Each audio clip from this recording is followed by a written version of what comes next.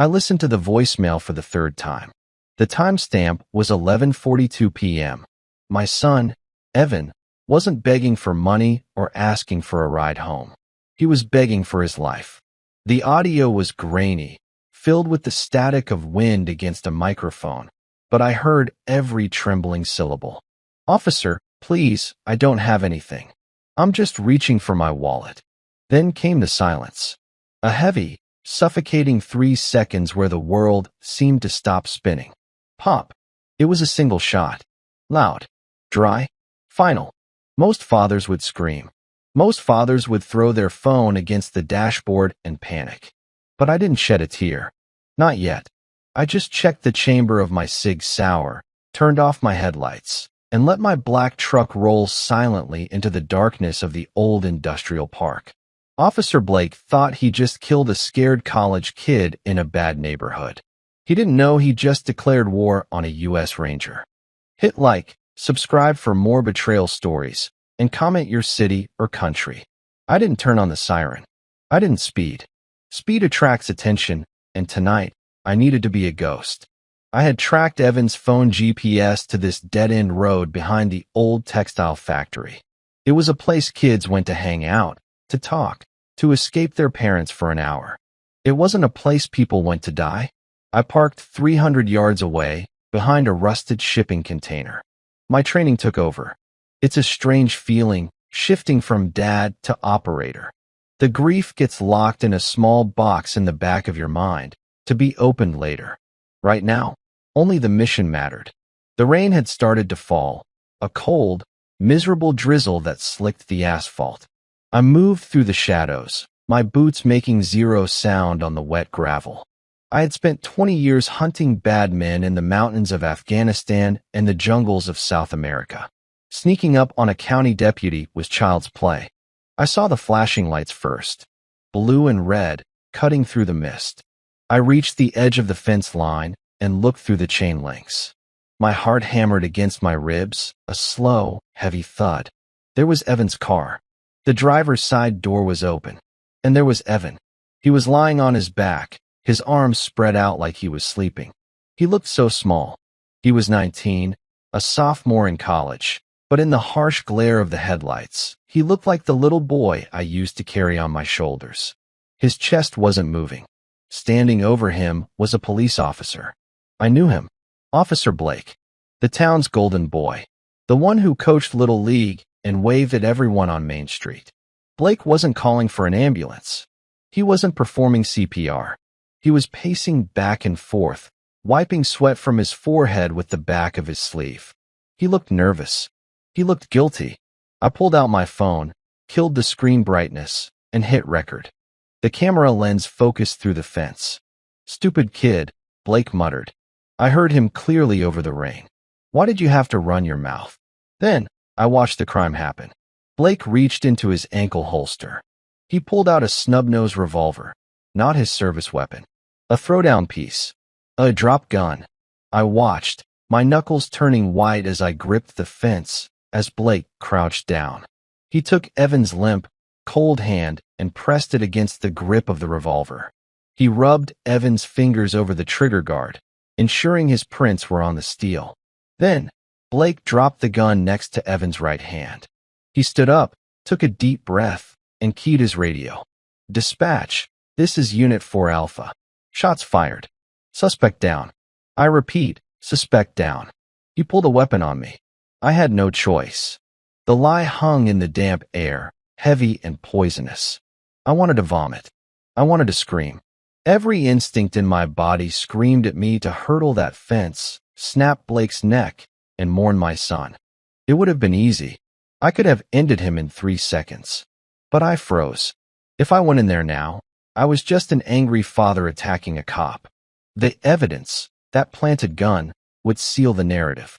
The news would report that Evan was armed, and his crazy military dad attacked the hero officer. Blake would get a medal, and I would get life in prison. No, that was the amateur play. I stopped recording. I saved the video to a secure cloud server instantly. Then, I backed away. I faded into the darkness just as the sirens of the backup units began to wail in the distance. I left my son lying in the rain. It was the hardest thing I have ever done in my life. 3 hours later, I was at the county morgue. The fluorescent lights hummed with a headache-inducing buzz. I stood next to the metal table. The coroner had pulled the sheet back. Evan looked peaceful now, except for the small, dark hole in the center of his chest. "I'm so sorry, Logan," the coroner said softly. "He was an old friend. I have to mark it as a justifiable homicide pending investigation. The police report says Evan produced a weapon." "I know what the report says," I said, my voice sounding like gravel grinding together. The double doors swung open. Officer Blake walked in. He had changed his uniform, but he still had that nervous energy. He was flanked by 2 other officers and the police chief, Ryder. They were circling the wagons. Blake walked right up to me. He had the nerve to look sad. He extended his hand. "Mr. Reese," Blake said, his voice dripping with fake sympathy. I can't tell you how sorry I am. It happened so fast." He reached for something. I thought it was a gun. "I want you to know, I prayed for him." I looked at his hand. I didn't take it. I looked up at his eyes. The room went deadly silent. The other cops shifted their weight, sensing the sudden drop in temperature. I didn't yell. I didn't cry. I stepped into Blake's personal space, towering over him. I leaned down, my lips inches from his ear, so only he could hear me. "I know you planted the revolver, Blake," I whispered. "I saw you wipe it. I saw you put it in his hand." Blake stiffened. His eyes went wide, panic flashing behind them for a split second before he tried to mask it. He tried to step back, but I grabbed his shoulder. Not hard enough to leave a bruise, but hard enough to let him feel the power of the hand gripping him. "You think you cleaned up the scene?" I continued, my voice flat, empty of any human warmth. "But you missed one thing. You missed the witness in the shadows." I let him go and brushed past him, walking toward the exit. I paused at the door and looked back at the group of them, the corrupt wall of blue protecting a murderer. "Enjoy your freedom tonight, officer," I said loud enough for the chief to hear. "Because the hunt starts tomorrow." I walked out into the rain. The war had officially begun. The next morning, the news was a storm of lies. I sat on my couch in the dark, the TV muted, watching them flash a 2-year-old picture of Evan from a party. He was wearing a black hoodie, making a stupid face with his friends. They cut out his friends, of course. They just showed my son, looking like a threat. The cheering at the bottom of the screen read, "Armed teen shot and killed during traffic stop." They called him a menace, a delinquent. They interviewed an anonymous source who claimed Evan was known for his bad temper. Every word was a carefully crafted dagger, designed to murder his memory, to convince the world that Officer Blake was a hero who had faced down a monster. And it was working. My phone rang. It was Morgan, my ex-wife. I let it go to voicemail. A second later, my front door burst open. She still had a key. "How could you let this happen, Logan?" she shrieked, her face blotchy and swollen from crying. She threw her purse on the floor. I told you teaching him how to shoot, taking him camping, all that Ranger nonsense. It would make him reckless. You made him think he was invincible." I just stood there and took it. Arguing with her was like trying to argue with a hurricane. In her grief, she needed someone to blame, and I was the easiest target. I was the one who taught our son to be strong, to stand up for himself. In her mind, that strength was what got him killed. "He called me that night," she sobbed, collapsing onto the couch where I'd been sitting. "He said he was going to the old mills to meet a friend. I told him not to. Now he's gone. Because of you. You and your world of violence." I didn't tell her that our son hadn't been reckless. He had been executed. I didn't tell her that the world of violence she hated was about to be the only thing that could bring him justice. I just walked to the kitchen, poured her a glass of water, and placed it on the coffee table in front of her. "I'll handle the funeral arrangements," I said, my voice quiet. She looked at me with pure hatred. "Don't you dare," she hissed. "You've done enough." The funeral was a gray, windswept affair. The sky wept a cold, steady rain that matched the mood. I saw Blake there, standing in the back with a few other officers, trying to look respectful. He was putting on a show for the town, the concerned cop mourning the troubled kid he had to put down. He didn't see me watching him from behind the oak tree near the cemetery gates. When it was my turn to approach the casket, a hush fell over the crowd. I wasn't wearing a black suit. I was in my full army dress blues. The deep blue jacket, the polished brass buttons, the rows of ribbons on my chest, each one a silent testament to a promise I had made. It wasn't a costume. It was a uniform. It meant discipline. It meant duty. It meant I finished what I started. I didn't look at Morgan. I didn't look at the crowd. I walked to my son's casket, laid my hand on the polished wood, and stood there in the rain. I didn't say a word. I didn't have to. Everyone there felt it. This wasn't a father grieving. This was a soldier making a vow. That night, the real work began. I pulled up the satellite imagery of the industrial park from the night of the shooting, cross-referencing it with the video I took. I built a three-dimensional map of the area in my head. Blake's patrol car was here. Evans was there. The shot came from this angle. I put a tracker on Blake's personal vehicle, a simple magnetic GPS unit I bought from a spy shop online. For the next week, I became his shadow. I watched him go to work. I watched him eat lunch at the diner. I watched his hand tremble slightly when he lifted his coffee cup. He was spooked. My words at the morgue had gotten under his skin. On the third night of surveillance, I got what I was looking for. Blake didn't go home after his shift. He drove to a dimly lit bar on the edge of town called the Rusty Anchor. He went inside. 10 minutes later, he came out with a man I recognized. Preston, a low-level enforcer for a local smuggling ring. Preston handed Blake a thick manila envelope. Blake took it, looked around nervously, and slid it under his car seat. It was a payoff. Blake wasn't just a dirty cop. He was a bagman. He collected debts and delivered threats for criminals. Evan must have stumbled into something he wasn't supposed to see. Now I knew the why. His house was a modest, two-story colonial on a quiet suburban street. His wife and kids were out of town.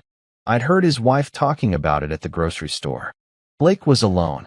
At 2 a.m., I parked a block away and approached from the rear through the dark woods that bordered his backyard. I didn't need to force a lock. People who feel safe are careless. The window to his basement workshop was unlocked. I slid it open and slipped inside without a sound. The house was still and silent, except for the hum of the refrigerator. I moved through the darkness with a familiarity born from 100 midnight raids. I went up the stairs. The second door on the left was his bedroom. I heard his soft snores from the hallway. I pushed the door open. It didn't creak. I had oiled the hinges from the outside 2 nights earlier. He was sleeping on his side, his mouth slightly open. The hero cop, the man who had murdered my son and was now dreaming peacefully. The rage I had locked away began to rattle the bars of its cage. It would be so easy to end it right now. 1 pillow, 1 minute, no noise, no struggle. But death was a gift. It was an escape. I wasn't here to give him an ending. I was here to give him a beginning. The beginning of his terror. I reached into my pocket. My fingers closed around the small, brass object. It was still cold. I had retrieved it from the crime scene after the forensics team left, buried in the mud where it had landed. The shell casing from the bullet that had killed Evan. I walked over to his nightstand. Next to a glass of water and a family photo, I placed the casing. I stood it upright, like a tiny, golden monument to his crime. Then I was gone, as silent as the ghost he would now believe was haunting him. He would wake up in the morning, roll over, and see it. He wouldn't know how it got there. He would just know one thing for certain. I was there. I have the evidence. And I can get to you anytime, anywhere, even in your own bed. I didn't have to wait long for the panic to set in. At 7 a.m., the tracker on Blake's car started moving. Fast. He blew through 3 red lights on his way to the precinct. I watched the blip on my laptop screen while sipping black coffee in my kitchen. He wasn't going to patrol. He was running to Daddy.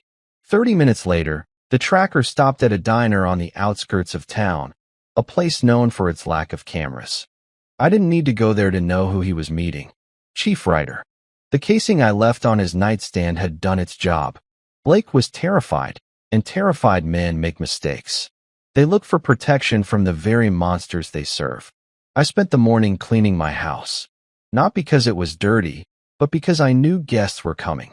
I wiped down the counters, vacuumed the rugs, and placed a fresh pot of coffee on the brew cycle.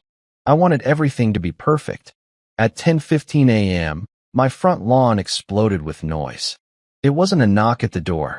It was a battering ram. Police. Search warrant. Get on the ground. The front door splintered inward, wood shards flying across the hallway. A team of 6 men in full tactical gear poured into my living room, rifles raised, flashlights cutting through the morning sun. It was excessive. It was theatrical. It was exactly what I expected. I didn't run. I didn't reach for a weapon. I was sitting in my armchair, reading a book on local history, my legs crossed.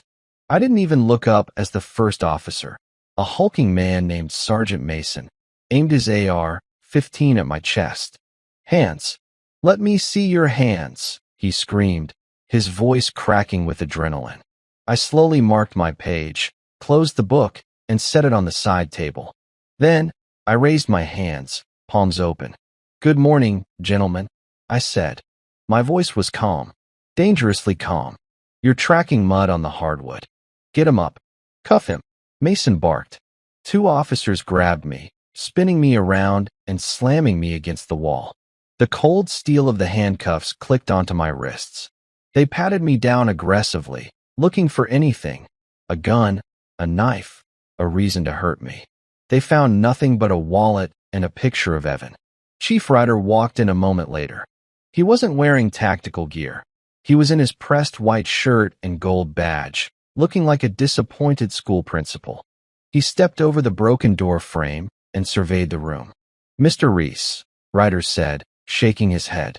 We received an anonymous tip that you were stockpiling illegal automatic weapons and explosives. A threat to public safety. An anonymous tip, I repeated, turning my head to look him in the eye. From a payphone near the rusty anchor, perhaps? Ryder's eye twitched. Just a fraction of a millimeter, but I saw it. He walked closer, invading my space. Tear this place apart, Ryder ordered his men. Find something. They went to work. They pulled books off shelves, dumped drawers onto the floor, and slashed open the cushions of my sofa. They smashed photos of Evan. They were trying to provoke me. They wanted me to fight back so they could put a bullet in me and call it self-defense.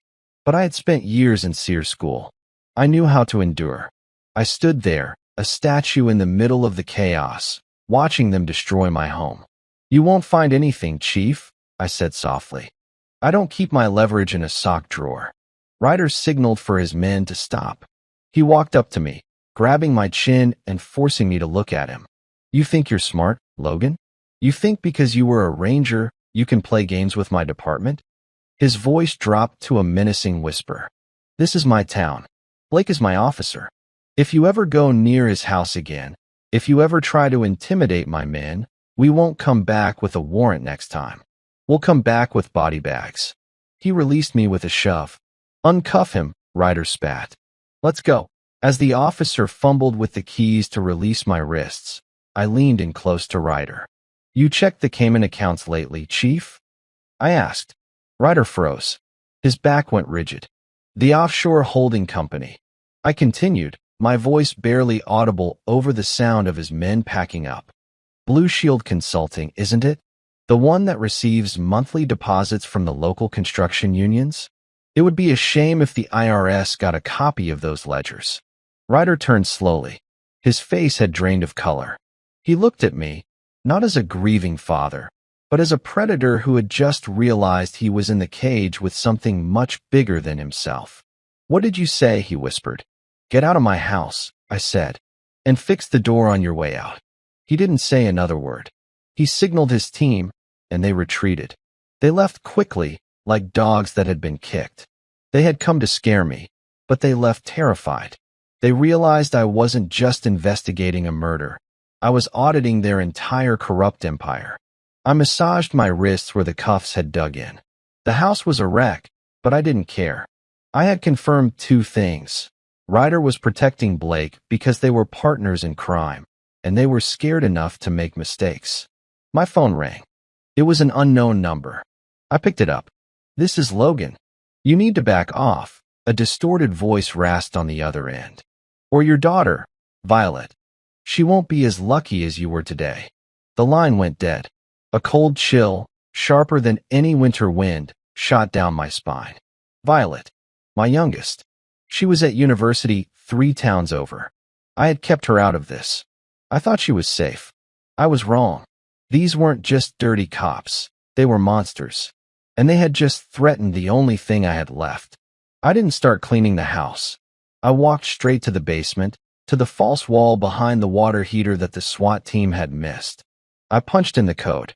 The panel slid open, revealing the steel safe I had installed myself. Inside was my old gear.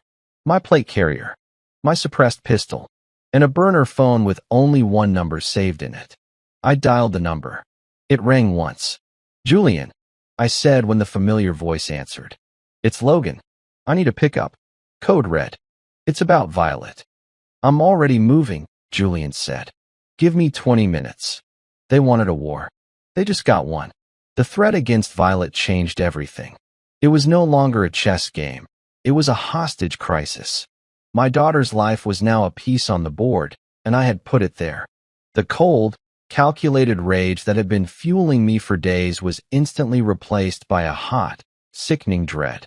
Julian's truck, a beat-up Ford F-150 that looked like it had survived a war zone, which it had, pulled into my driveway exactly 19 minutes later. He didn't get out. Julian was a man of few words and even fewer wasted movements. We had served together for 15 years. He knew code red meant the talking was over. "She's at her dorm, Oak Haven campus," I said, getting into the passenger seat. My bug-out bag was already at my feet. "Room 3B. We go in quiet. No one sees her leave." "Already mapped it," Julian said, pulling away from the curb without a sound. "She'll be halfway to a safe house in Montana before they even know she's gone." He was my brother in everything but blood. While I had retired to be a father, he had stayed in the private sector, running a security firm that specialized in extracting people from impossible situations.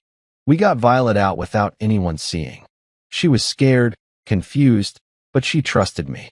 She had my eyes, but her mother's heart, and seeing the fear in them felt like a knife twisting in my gut. I gave her a satellite phone and a hug that I hoped conveyed everything I couldn't say.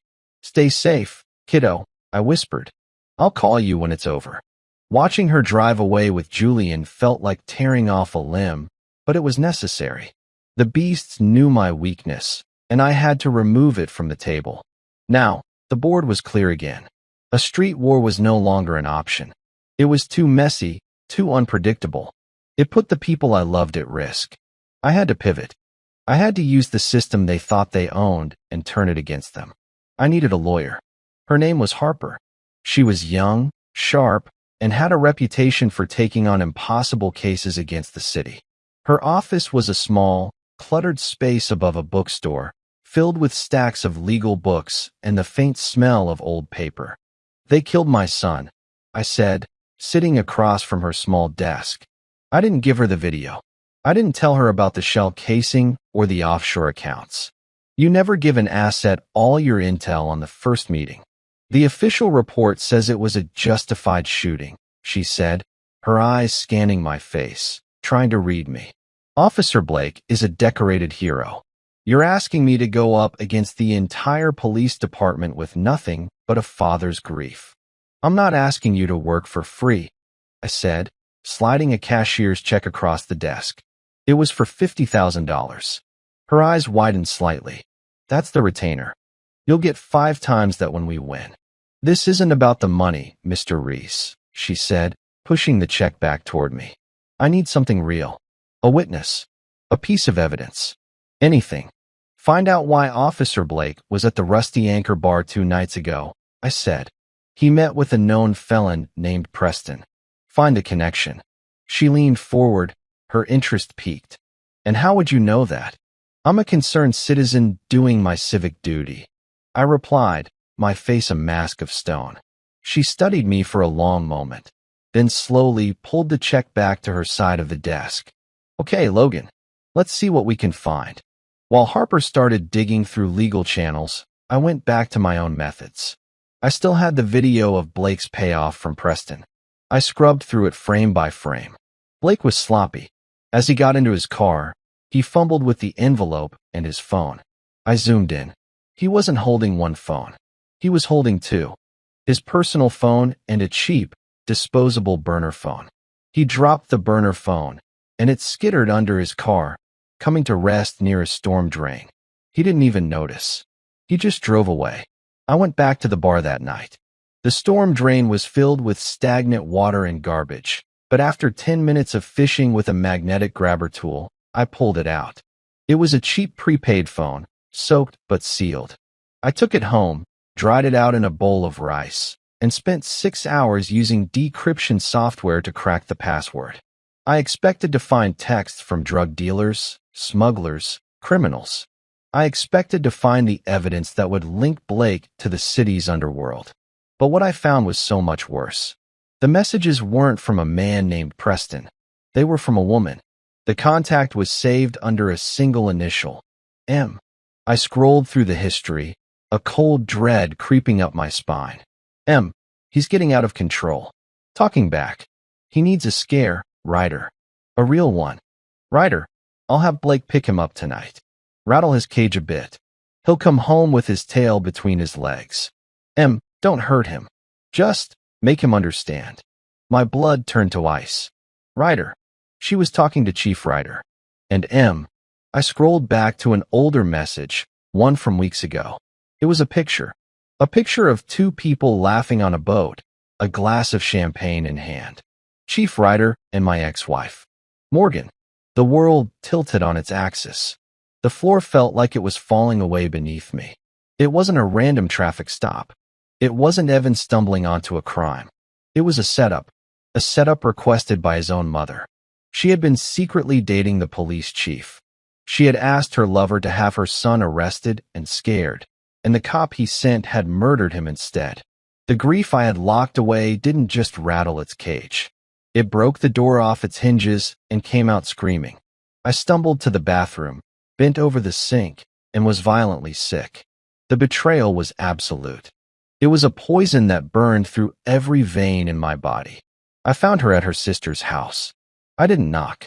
I walked in. She was in the kitchen, drinking tea, looking pale and fragile. She saw me and stood up, her hand going to her throat. Logan, what are you doing here? I didn't say a word.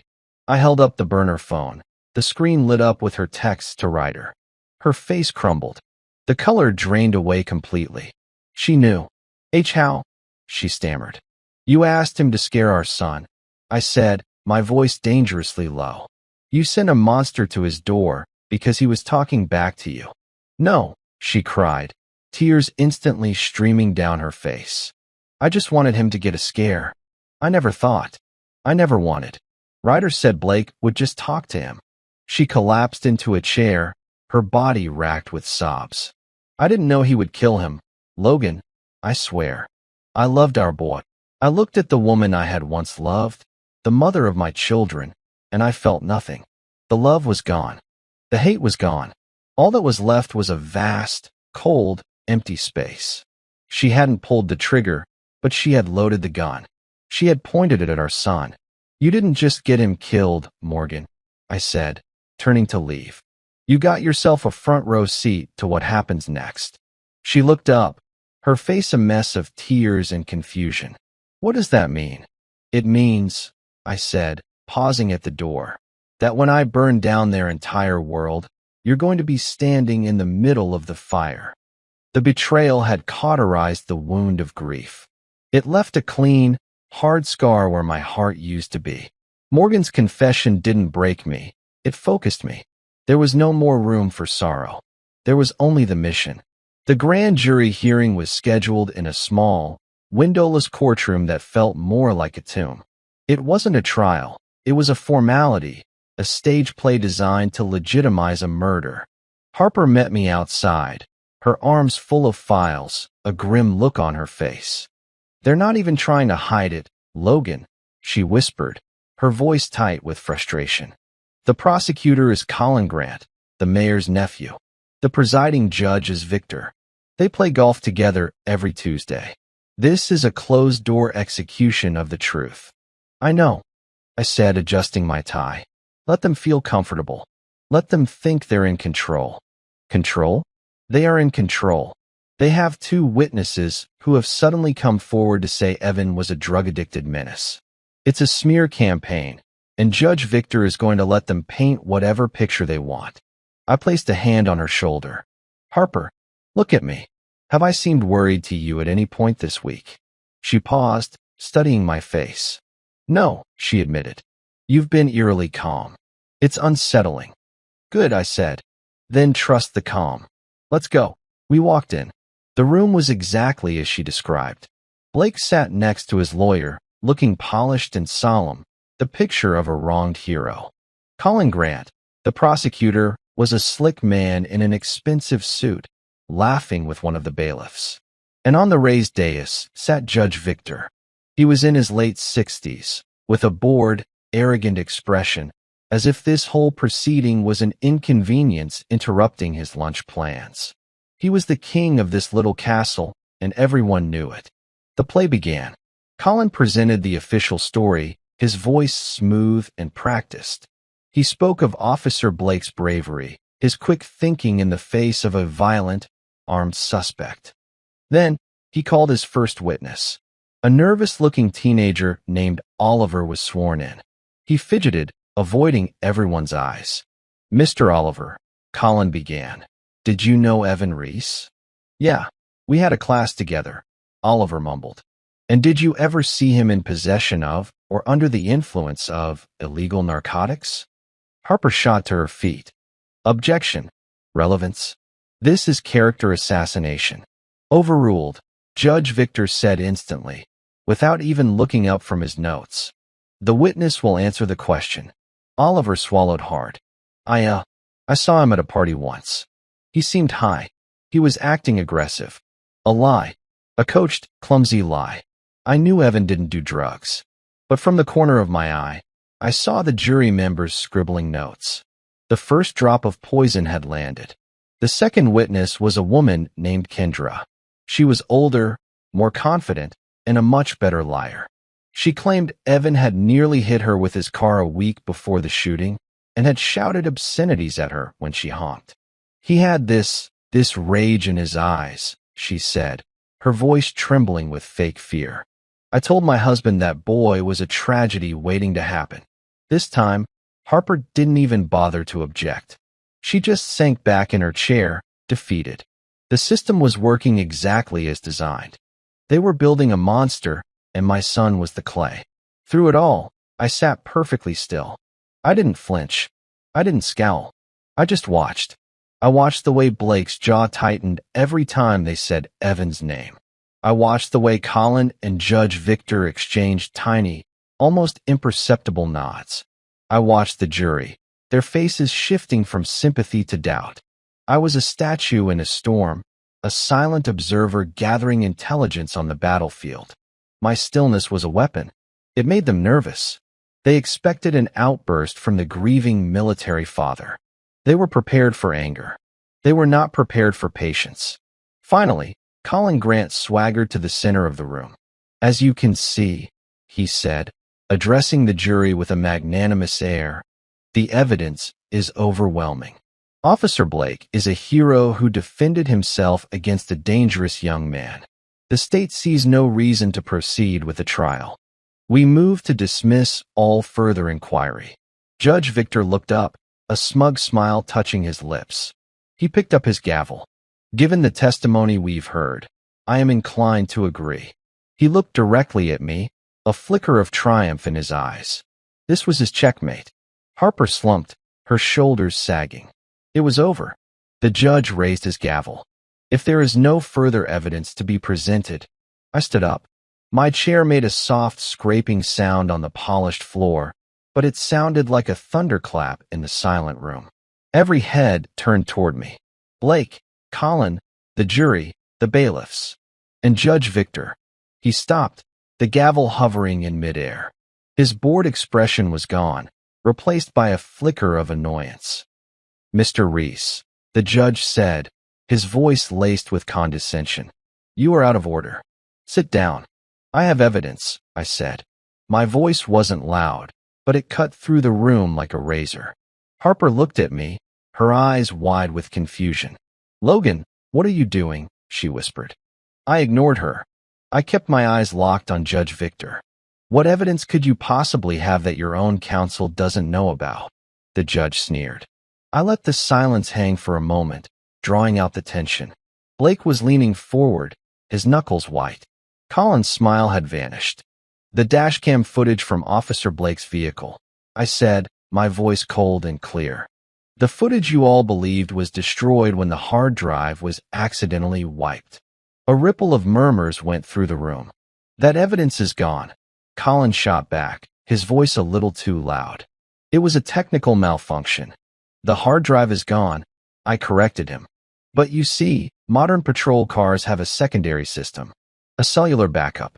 Every 30 seconds, it uploads a compressed file of the last minute of footage to a secure cloud server managed by the manufacturer."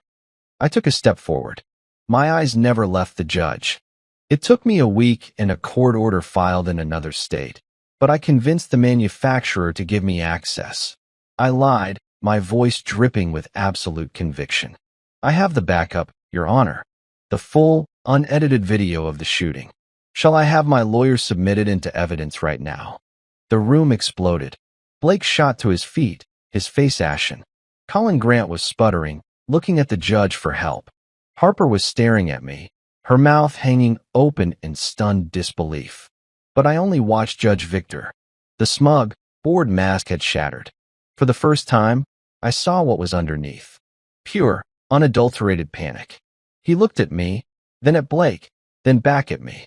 The king was in his castle, and a peasant had just announced that he had mined the foundations.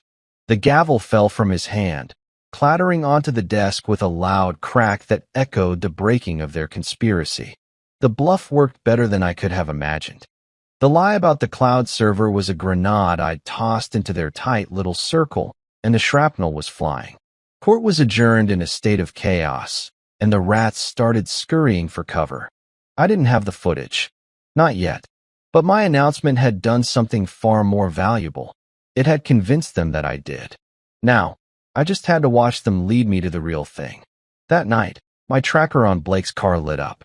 But he wasn't going to a bar or a back alley. He was heading for a secluded stretch of highway north of the city, a place with nothing but trees and darkness. He stopped. A few minutes later, a second vehicle pulled up behind him. I zoomed in on the satellite feed on my laptop. It was Chief Ryder's car. I had placed a listening device in Ryder's car days earlier. I put on my headphones and heard their panicked conversation, tinny and distorted, but clear enough. "Told you he was a problem," Ryder's voice hissed. "A cloud server? How could we be so stupid? It's not my fault." Blake shot back, his voice trembling with fear. "How was I supposed to know? You said you had it handled. You said the judge would kill it." "The judge is spooked," Ryder said. "He wants it all buried. For good. That means the original report, the ballistics from the lab, everything. It's in the box. What are we going to do?" Blake whined. "We move it," Ryder said. "I'll get the key. You meet me at the bank tomorrow morning at 9. We take the box, and we burn everything. And we need to take care of Reese. Permanently." My heart hammered in my chest. The box. The evidence stash. They were going to lead me right to it. The conversation ended. I watched their cars drive off in opposite directions. The trap was set, but I knew it wasn't just for the evidence. It was for me, too. They weren't just going to destroy the proof. They were going to eliminate the threat. The next morning, I was ready. I wasn't going in loud. I was going in as a ghost. I wore nondescript gray clothes, a baseball cap pulled low. I parked in a multi-story garage across from the First National Trust, a private bank that catered to the city's wealthy elite, a place where privacy was everything and questions were never asked.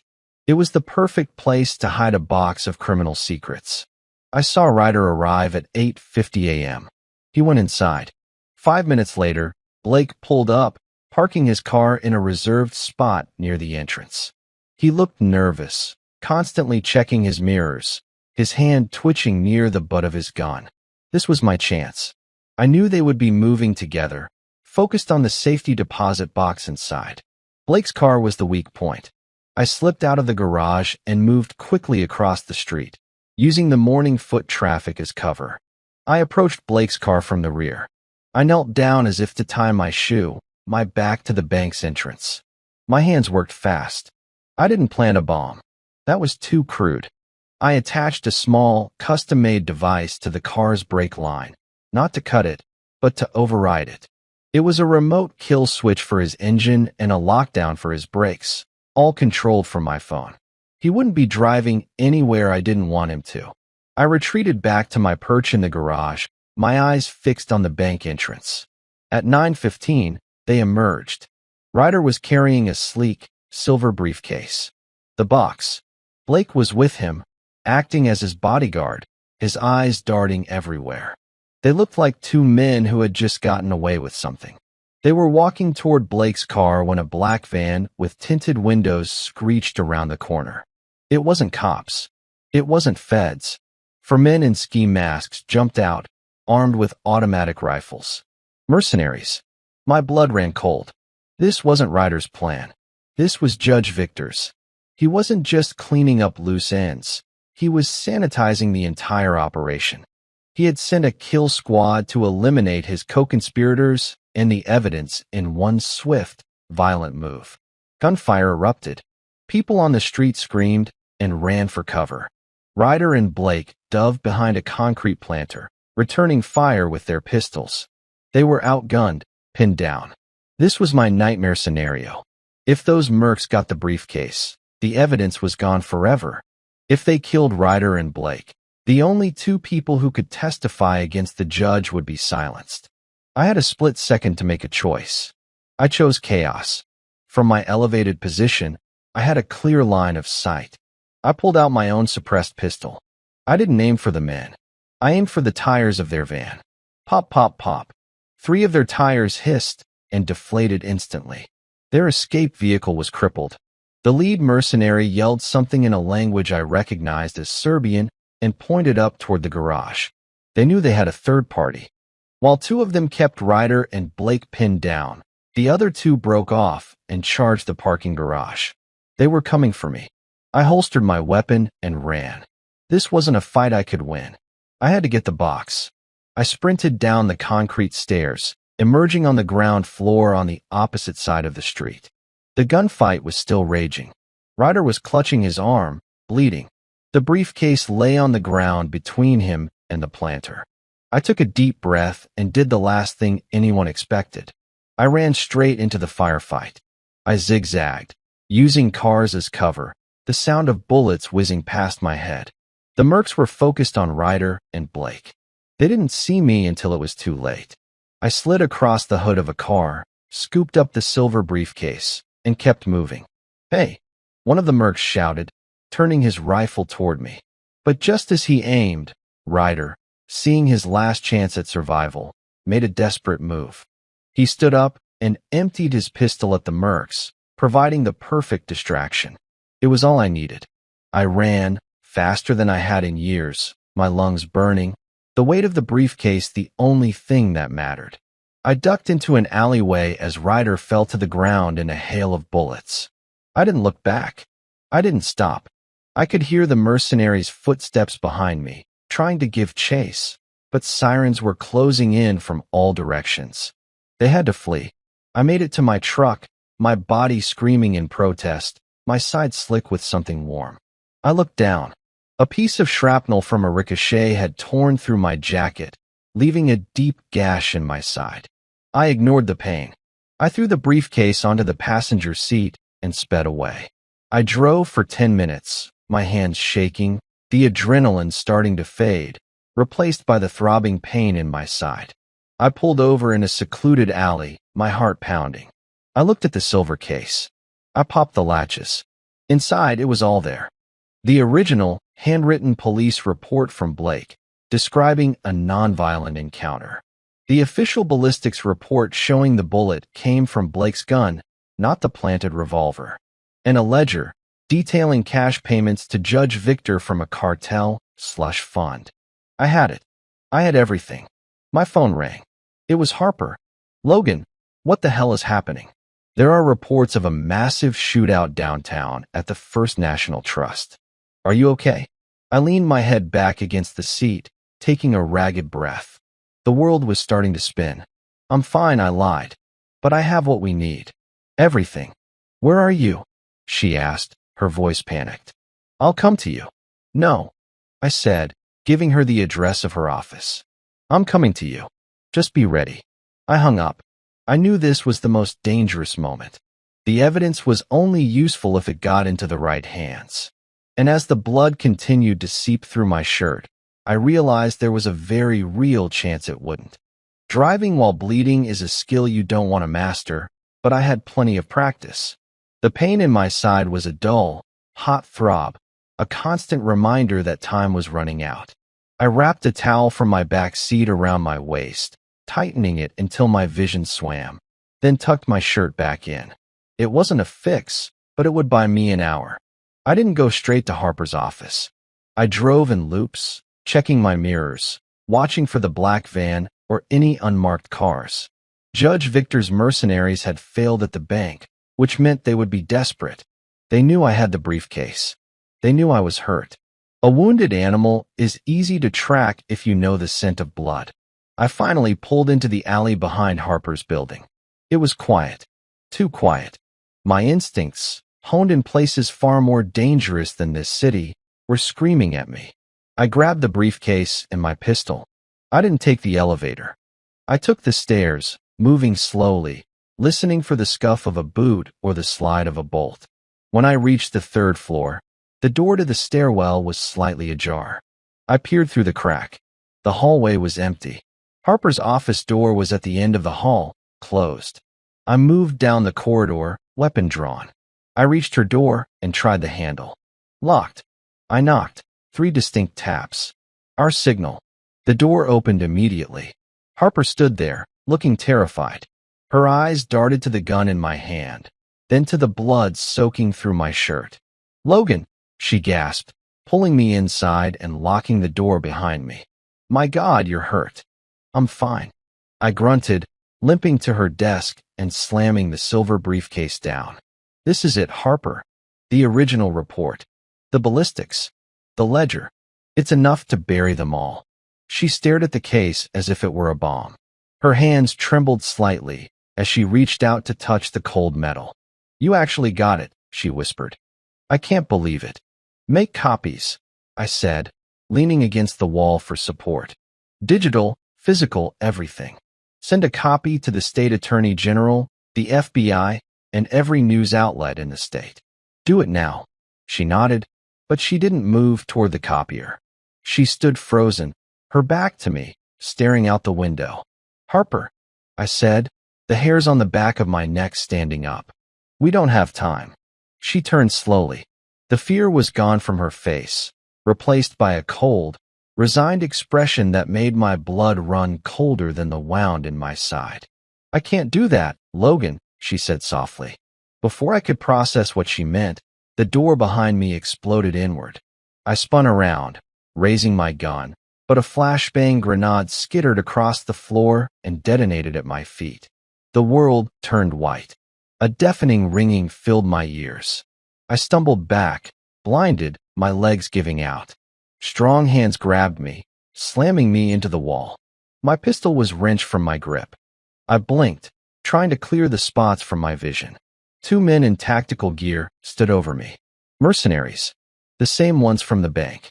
And standing behind them, walking through the shattered doorway like he owned the place, was Judge Victor. He wasn't panicked anymore. He was smiling. A cruel, triumphant smile. "You really are persistent, Mr. Reese," Victor said, stepping over the debris. He looked at the briefcase on the desk, then at Harper.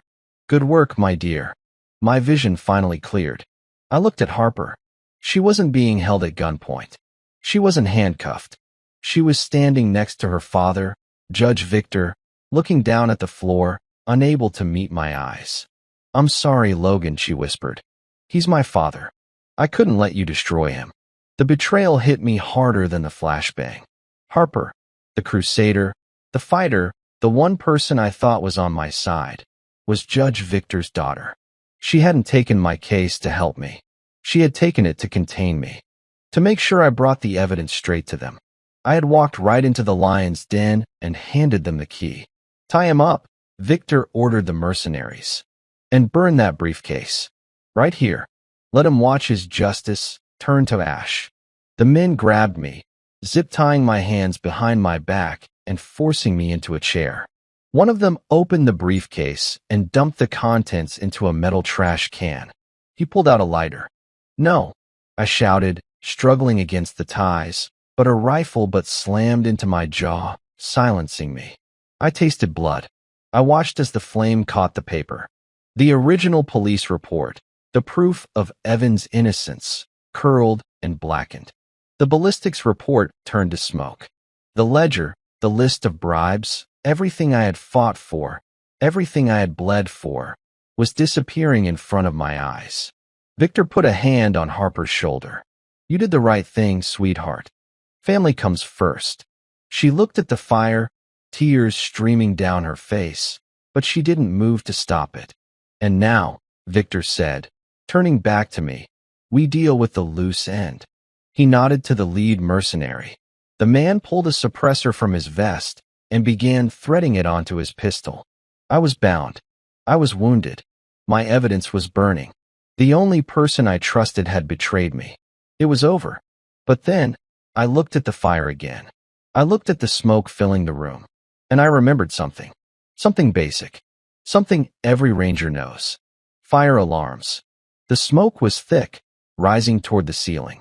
The old building's sprinkler system was right above us. I didn't struggle. I didn't beg. I just waited. Beep, beep, beep. The smoke detector screeched. A second later, the sprinklers erupted. A deluge of dirty, cold water blasted down from the ceiling, instantly dousing the fire in the trash can and soaking everyone in the room. The mercenaries cursed, shielding their eyes. Victor stumbled back, slipping on the wet floor. Chaos. My old friend. I didn't need hands to fight. I threw my body weight backward, tipping the chair over and smashing it against the wall. The old wood splintered. My hands were still tied, but the chair was broken. I scrambled to my feet. The lead mercenary raised his gun, wiping water from his eyes. "Kill him." I didn't run away. I ran at him. I lowered my shoulder and slammed into his chest with the force of a freight train. He flew backward, crashing into the second mercenary. They went down in a tangle of limbs and gear. I saw the window. It was my only exit. "Harper," I yelled, my voice cutting through the noise of the water and the shouting. "This is your last chance." "Who are you?" She looked at me, then at her father, who was screaming orders, looking like a wet, pathetic monster.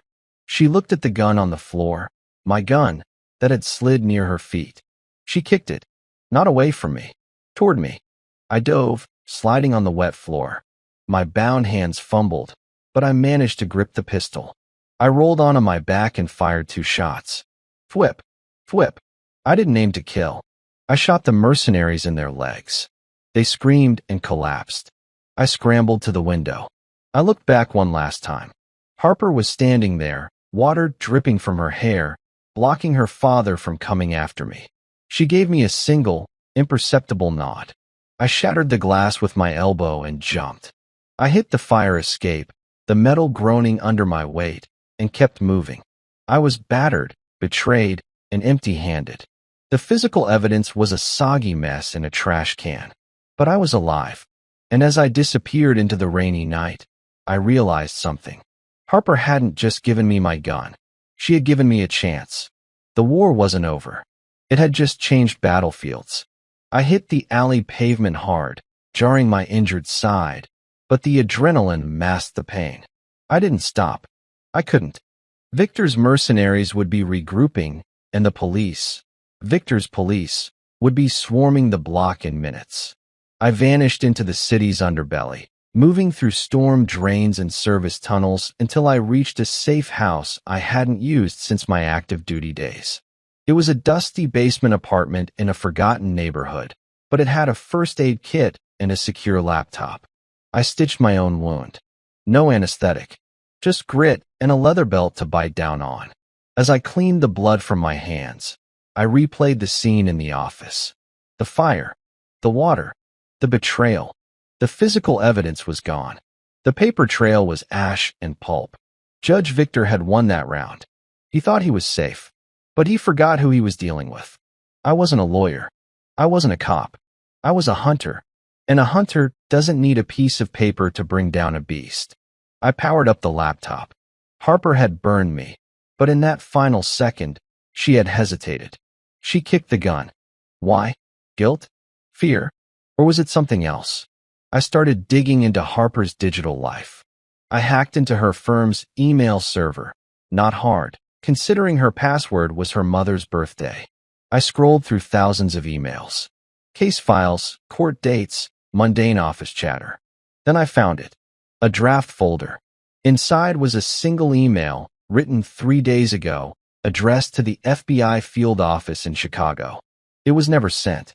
Subject: corruption in the Fourth Circuit. Request for witness protection. My breath hitched. I opened the attachment. It wasn't just a letter. It was a digital archive. Harper hadn't just been working for her father.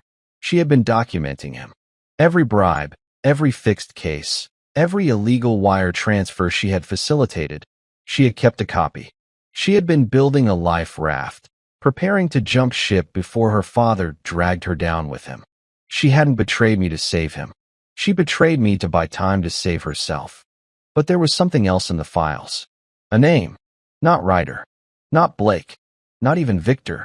The emails referenced a benefactor. Someone who was funding Victor's election campaigns, paying off the mercenaries, and insulating the entire corrupt network. I traced the shell companies listed in the financial documents. They were a maze of offshore accounts, but they all funneled back to one entity: Vanguard Security Solutions.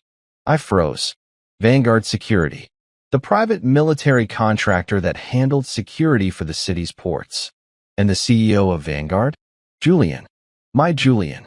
My ranger buddy. The man who picked up my daughter. The man who was currently protecting her in a safe house in Montana. The room spun. I grabbed the table to steady myself. It wasn't possible. Julian was my brother. We had bled together in Kandahar. I trusted him with my life. I trusted him with Violet. But the pieces fit. Who had the resources to hire Serbian mercenaries? Who had the connections to surveillance tech? Who knew exactly when I was moving and where I was going? Julian. He wasn't just helping me. He was steering me. He wanted the evidence destroyed just as much as Victor did because his name was in that ledger too. The corruption went deeper than the police. It was a military-industrial smuggling ring using the police as street-level enforcers. Evan hadn't just seen a dirty cop. He had stumbled onto a multi-million-dollar arms trafficking operation run by my best friend. And Julian had my daughter. I grabbed my satellite phone. My hands were shaking, not from pain, but from a rage so pure it felt like white fire. I dialed Violet's number. It rang, and rang, and rang. Pick up, baby girl. Please, pick up. The line clicked. Hello. It wasn't Violet. It was Julian. His voice was calm, warm, familiar. Hey, brother, Julian said. I figured you'd call eventually. Where is she, Julian? I whispered. The sound of my own voice scared me. It was the voice of a man who had nothing left to lose. She's safe, Logan. She's right here, watching a movie. She thinks her Uncle Julian is the best. And I want to keep it that way. You put a hit on me, I said. At the bank. At the office. I tried to make it quick, Julian sighed. You were getting too close, man. You were going to expose the whole operation over one dead kid. I couldn't let you wreck everything we built. One dead kid, I repeated. That was my son, Julian. Your godson. Collateral damage, he said coldly. Now listen to me. You're going to stop. You're going to disappear. You're going to get in your truck, drive south, and never come back. If you do that, Violet stays safe. She graduates. She gets married. She lives a long, happy life. He paused. But if you come for me, if you try to finish this crusade, I won't be Uncle Julian anymore. Do you understand? I looked at the screen of my laptop. The GPS tracker on Violet's phone was active. He thought he was smart. He thought he held all the cards. But he forgot one thing. He taught me how to track. But I taught him how to kill. I understand, I said. I'll disappear. Good choice, Julian said. Smart choice. He hung up. I stood up. I checked my weapon. I checked my ammo. I looked at the map. Montana was a 12-hour flight. But the GPS wasn't pinging from Montana. Julian had lied. He hadn't taken her to a safe house out of state. The signal was blinking right here. In the city. At the Vanguard shipping yards. He kept her close. Arrogant. I wasn't going to drive south. I was going to the docks. And I wasn't bringing a lawsuit. I was bringing a war. The Vanguard shipping yard always looked ugly at night. But tonight it felt like the mouth of something alive. Rows of metal containers stacked like teeth, security lights washing everything in a sick yellow glow. I parked a quarter-mile away and came in low through the drainage ditch, moving slow, every step measured. This wasn't a battlefield. This was where the war ended. Violet's phone pinged from inside the main admin building near the center of the yard. One signal. Stationary. Good. She wasn't in a trunk or on a boat yet. On the way here, I'd already done one thing that mattered more than any bullet. I forwarded Harper's unsent FBI packet, the archive on Judge Victor, to 3 different federal inboxes and a state corruption task force from 3 different anonymous accounts. I attached a short note. Cross-check with activity at Vanguard Security. Ongoing arms operation. You have 1 hour to arrive or lose everything. Now, all I had to do was keep everyone breathing long enough for the right uniforms to show up. I scaled the perimeter fence between 2 blind spots, rolled into shadow, and watched. 2 roving guards. 1 at the gate shack. A 4th leaning against the admin building, smoking, bored. No sign of Julian yet. No sign of Victor. I circled wide until I reached the back of the admin building. The 2nd floor office window glowed faintly. Through dirty glass, I saw her. Violet.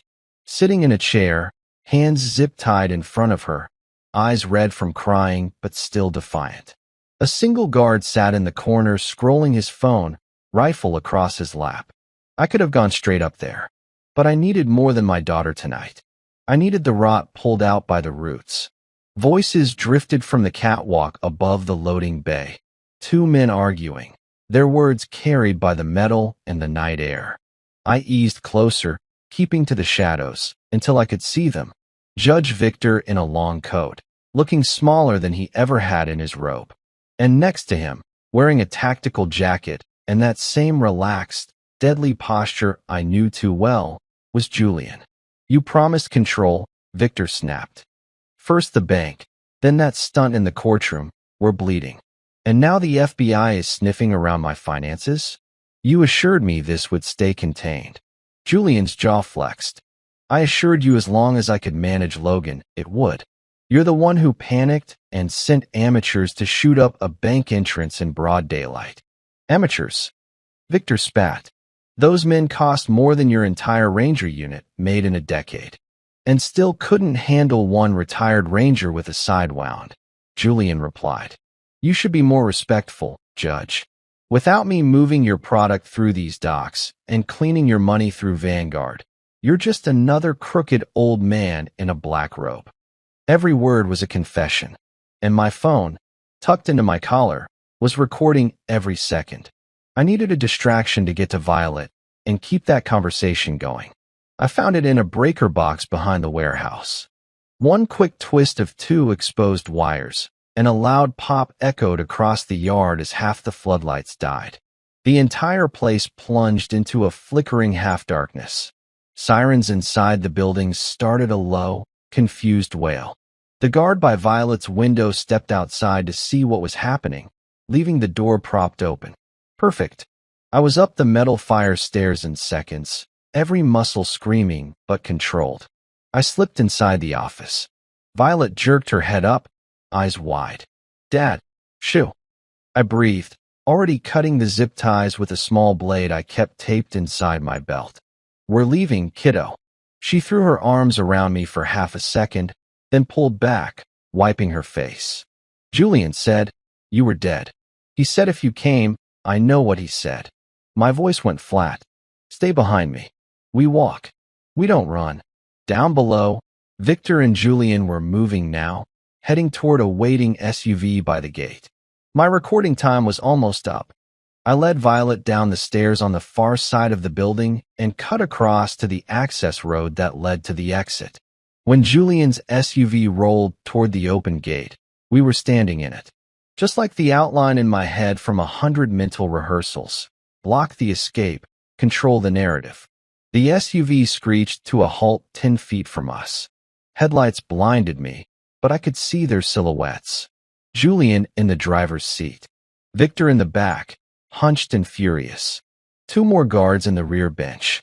Julian stepped out, pistol already in his hand, aimed low. Calculated. "Logan," he said quietly, "move your daughter. This is between us." Violet's fingers dug into my arm, but she stayed silent. "Brave." "I agree," I said. "This is between us. And about 10 agencies listening to this call." I tilted my head toward the phone in my hand. The screen showed an active connection. My recording app was streaming live to the same FBI duty line that had received Harper's packet. "You've been talking a lot tonight, Julian," I added. "Judge. Great detail. You should teach a class." For the first time since I'd known him, Julian looked unsure. His eyes flicked past me, to the distant road beyond the yard. That's when we all heard it. Faint at first, then growing. Sirens. Not one. Not two. A chorus. Different pitches, different distances, all converging on the docks. Victor lunged forward in his seat. "Drive," he screamed. "Run them down." Julian didn't move. He stared at me over the hood, rain starting to spit between us. "I kept her alive," he said. "Remember that." "I do," I said. "And she's going to live long enough to watch you answer for Evan." Red and blue lights exploded at the edge of the yard as SUVs and unmarked sedans poured through the outer gate. State police, unmarked feds, even a couple of armored trucks. Someone on the perimeter shouted into a megaphone, ordering everyone out of their vehicles, hands up. For once, I didn't have to move. I didn't have to shoot. I just stepped aside, pulling Violet with me, as the flood finally crashed through the rotten house they'd built. Julian laid his gun on the hood and raised his hands. Victor started screaming about immunity, about his title, about mistakes. No one listened. Violet pressed her head against my shoulder, watching the men who had taken her brother, and almost taken her, get pulled to the ground and cuffed. It wasn't loud. It wasn't bloody. But it was justice. And it was only the beginning. By the time the last set of handcuffs clicked shut at the docks, I felt something I hadn't felt since Evan died, silence inside my head. Not peace. Not yet. But the constant roar of rage had dropped to a low, steady hum. The feds separated everyone, including me and Violet, into different rooms. For the first time, people with real authority actually listened when I talked. They watched the live recording of Victor and Julian arguing over bribes and bodies. They went through Harper's archive, the one she'd been too scared to send until I forced everything into the open. For hours, I told the story again and again. The voicemail, the planted gun, the shell casing, the burner phone, Morgan's messages, the fake witnesses, the bank, the ambush at Harper's office. Every ugly piece of it. Each time I spoke Evan's name, something inside me unclenched, just a little. I wasn't yelling now. I was documenting. And this time, there were people on the other side of the table writing everything down. The machine that had once chewed us up started to turn in the other direction. Judge Victor was denied bail. his pale face plastered on every news channel as the city's untouchable suddenly looked very touchable. Chief Ryder flipped first, trading his badge for a prison jumpsuit in exchange for testimony. Officer Blake tried to play the hero in public, but under the weight of ballistics, text messages, and internal affairs files, his story collapsed. He pleaded guilty to manslaughter, evidence tampering, and conspiracy. The plea didn't make me happy, but it made something in the air feel cleaner. Julian was different. He didn't beg. He didn't cry. In court, he stood there in his suit, jaw set, taking the full impact of a dozen federal counts: arms trafficking, racketeering, attempted murder, kidnapping. When the judge read his sentence, he didn't look at the prosecutors or the jury. He looked at me. For a second, I saw the kid I knew in the Ranger barracks, the one who carried wounded men out of firefights on his shoulders. I gave him nothing back. No nod. No forgiveness. No hatred, either. Just a wall. He had chosen his side long before this day. The day the verdicts were announced, the reporters outside the courthouse shoved microphones toward me, shouting questions. Years ago, I might have kept walking, stayed in the shadows. But Evan deserved better than that. My son was not a thug, I said, my voice steady. He was a decent kid who trusted the wrong people in power. Today, those people faced consequences. That doesn't bring my boy back. But it tells every parent out there that if you keep fighting, even when the system is stacked against you, sometimes it can work. They kept yelling questions, but I was done. I walked down the steps to where Violet was waiting. She slipped her arm through mine like she used to do when she was 8 and scared of crossing busy streets. "What now?" she asked quietly. "Now," I said. "Now we learn how to live with what's left." Morgan didn't go to prison. The prosecutors decided there wasn't enough to charge her without blowing holes in the bigger cases. Her punishment came in quieter ways. Her messages to Ryder became public. Friends stopped calling. Neighbors stopped waving. She tried to reach out to me once, standing on my porch with a face that looked 10 years older. I listened to her apology, every broken word of it. I believed she hadn't wanted Evan dead. But wanting less damage doesn't erase the damage you set in motion. "I don't hate you," I told her, "but I can't carry your guilt for you. That weight is yours." She left town within the month. I didn't ask where she went. Harper testified against her father. She didn't try to paint herself as a hero. She admitted helping hide money and delay cases. She also handed over every file she'd kept in secret, and that cooperation saved more than just my family.